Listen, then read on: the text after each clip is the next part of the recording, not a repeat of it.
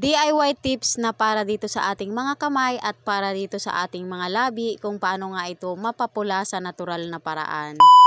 Gagamit tayo dito ng isang kutsarang asukal na brown mga mare, tapos itong ating Colgate or toothpaste. Kapag nakapaglagay na tayo nitong isang kutsarang asukal dyan mga mare, ay lalagyan natin itong Colgate. Paghalo-haluin lang natin ng mabuti yan dyan mga mare hanggang sa magkagawa tayo ng parang paste. Pag nakuha na natin yung tamang consistency niyan mga mare, ay ready to apply na yan dito sa ating mga labi. Ito yung ginagawa ko kapag nararamdaman ko na itong aking mga labi ay nagdadry na. At talaga namang napaka-effective nito pagdating dito sa aking mga labi mga mare, at naibabalik na nga niya yung pagkakaglow at pagiging mapula nitong aking mga labi. Dito sa paggamit naman at pag-apply dito sa ating mga labi nito mga mare, pwede natin gamitin yung ating mga kamay, pero ako dito para mas maganda yung pag-i-scrub ko dito sa aking labi ay ginagamitan ko nitong toothbrush. Itong ganitong DIY ay ginagawa ko ito mga mare 2 beses sa isang linggo. Itong ganitong DIY ay isinishare ko lang naman sa inyo kung gusto niya rin subukan. Para doon sa may mga problema nga sa mga labi nilang medyo nangingitim, ay subukan nyo nga ito dahil napaka-effective naman nito talaga. Dito kasi sa akin ay napaka-effective, baka sa inyo ay maging hiyang din naman kayo. Pagkatapos na may scrub nga natin dyan sa ating mga labi niyan mga mare, ay patatagalin lang natin yan dyan hanggang 10 minutes. Pagkatapos ng 10 minutes na pagkakababad natin dyan sa ating mga labi niyan mga mare, ay pwede na natin yang banlawan. Pagkatapos nga